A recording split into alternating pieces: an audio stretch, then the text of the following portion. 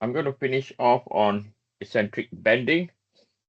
Then we are going to go into normal stresses under combined loading. Okay. So a thing I want to highlight. So I'm going to sketch the normal stress profile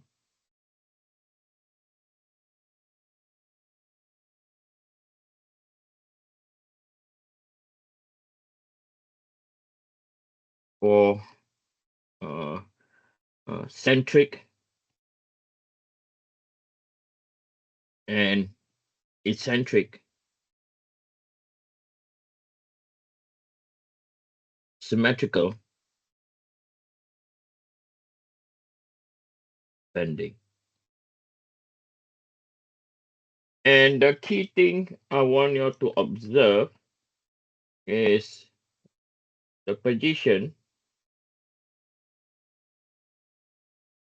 of the geometric centroid and neutral axis.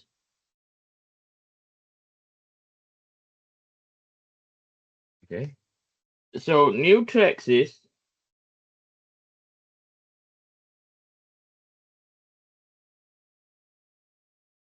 is the axis where the normal stress is equal to what? It's equal to 0. Okay.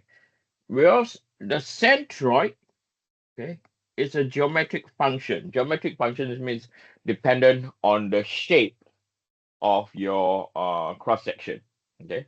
So let's look at if we were to declare. Okay. So this is our transformation. This is X, or sorry, we were to declare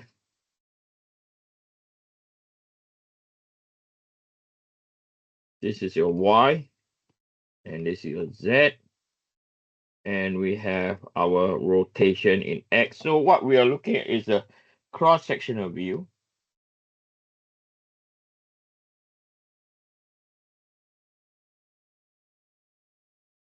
Okay.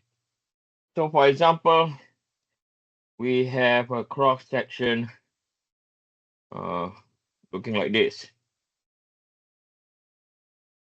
Okay. And over here, this is our ZZ axis. Okay, this is our ZZ axis. And at this position, this is also our geometric centroid. Okay. And then assuming that we have a moment about Z acting in this direction. Okay. So i.e. to say this is in compression. On top is in tensile. So now we are going to sketch the stress profile. Okay, we're going to sketch the stress profile now, right? So on a stress profile, the x-axis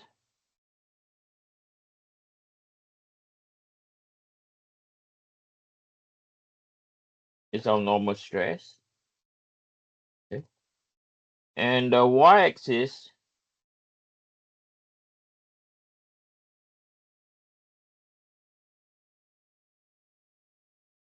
right?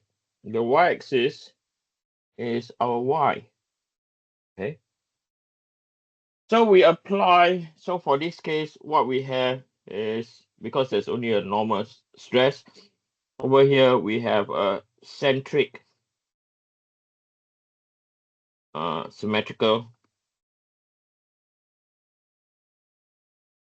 bending. And we know that the formula that we will comply to is equal to, I'll call this normal stress in the x, is equal to minus mz multiplied by y over izz. Okay.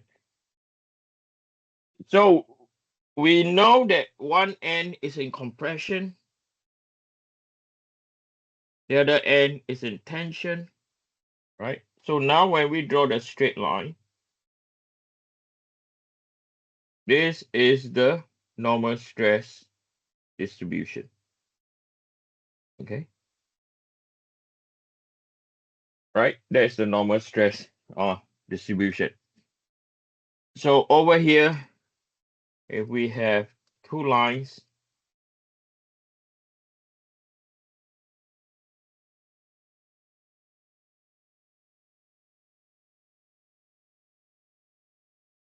right? At this point, it represents our MZY over IZZ, okay? Or Y max. Over here is our minus YZ, Y max over IZZ. Okay.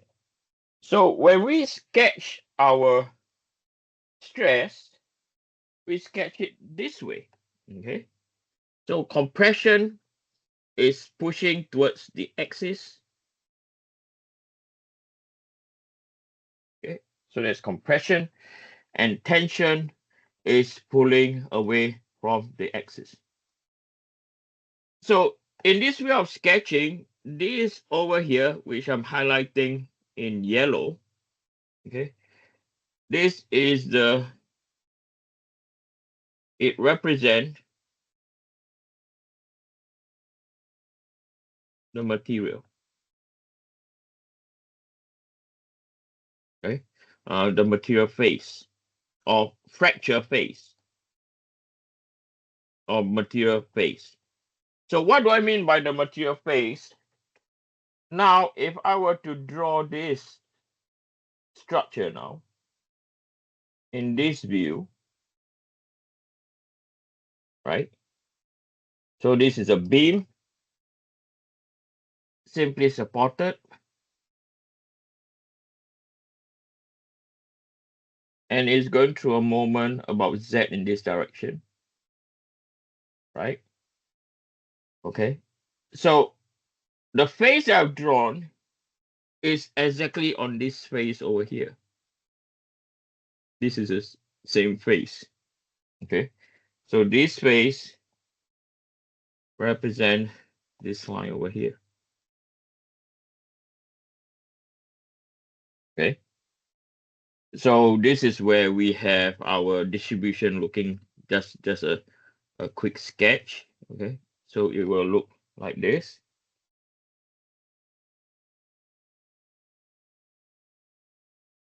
Right.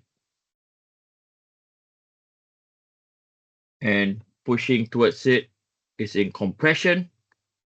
Pulling away from the face is in what? Is in tension. Okay. Right. So this is for centric symmetrical bending. Okay.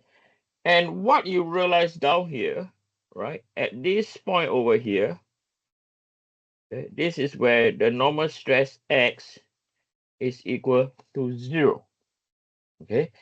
So on this line that I'm going to highlight in purple, too much purple, too thick. I wonder would it be better. Yeah, in this slide I'm highlighting not a very good highlight. Try this one now. I'm highlighting in yellow, right?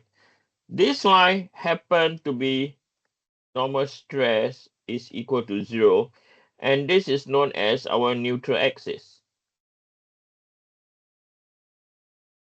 Okay, and our neutral axis seems to be on the same line as a geometric centroid.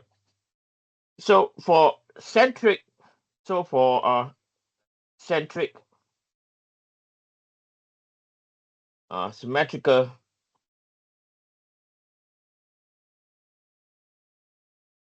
bending, the position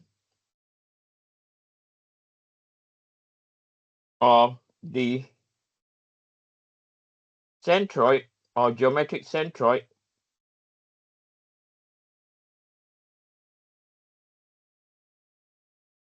and neutral axis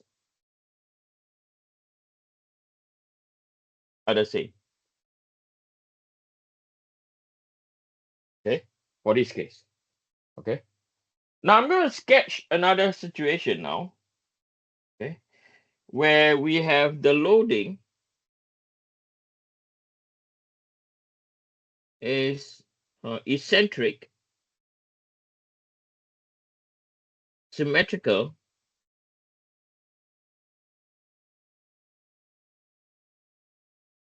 okay, bending. So like yesterday when we have the word uh, eccentric, we know that px is not equal to 0. Okay, and then we also realize that the bending or bending moment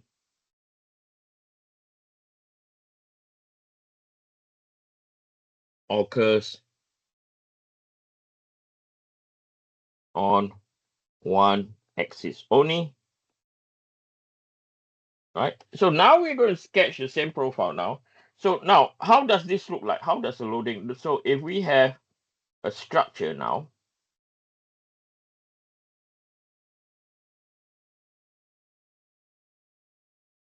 okay. So I'm going to have the structure built in, and now the structure is under a load px, okay, a normal stress, and then we have a mz. Okay. So to declare that as mz, our transformation now, this is x and this is y. Over here, this is rotation about z. Okay. So from here, we are aware now that the formula changes. So the normal stress that we find in x, just to recall, okay. So over here, if this is our element, okay, if we stretch this way, this is our normal stress in x. Okay. So we are aware over here, we will have px over a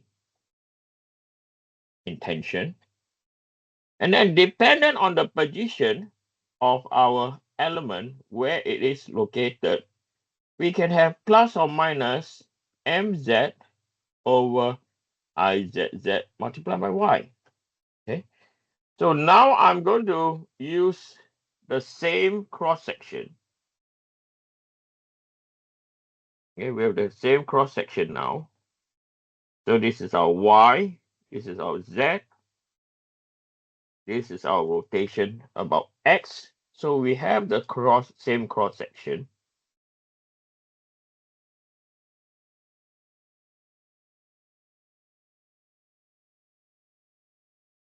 Right?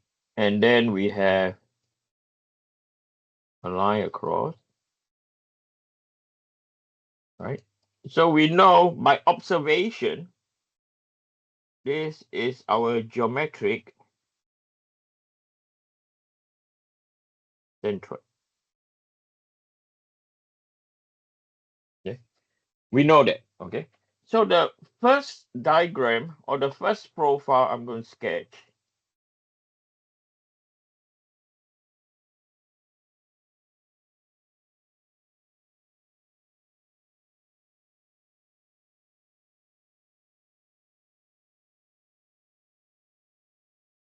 okay.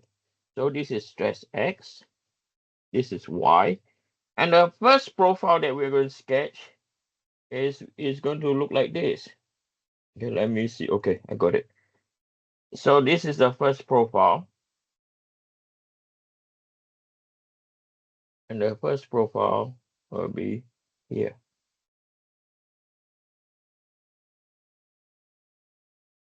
Okay. And this is your stress X is equal to positive Px over A. Why positive? Because this is going to induce a what? Tensile. Okay. So we have a tensile load.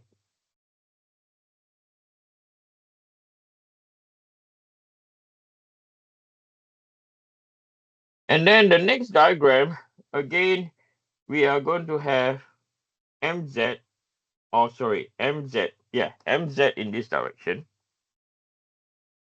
right? So this is in compression, this is in tensile. So the profile that we have now looks like this. Again, this is our axis.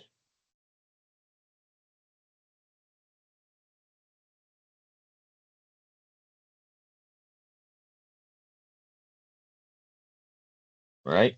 This is our normal stress in X. This is our Y. And then I'm going to sketch a profile now. Okay, so this profile will look like this.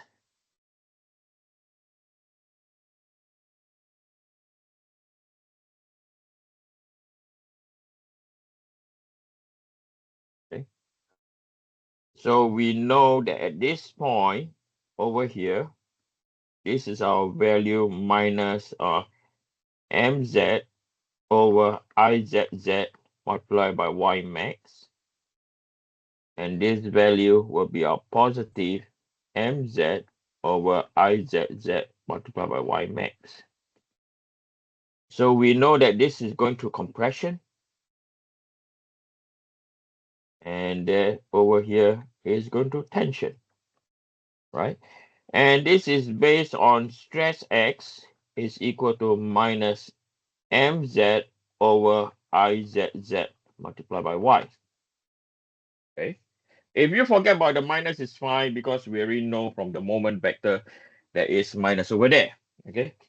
Now, if we add both of them together, the outcome is this. Okay. So when we add both stresses together, which is what we do for eccentric bending.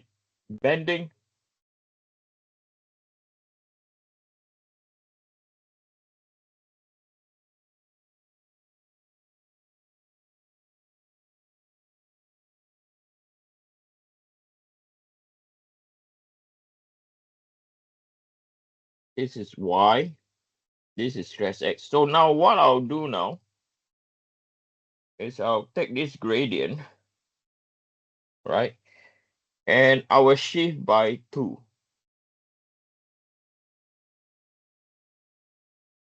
Okay, I'll shift by 2. Okay. So what happens now when we have something, I mean, when this is a case, we have compression here, then after that is all tension. You can see that now.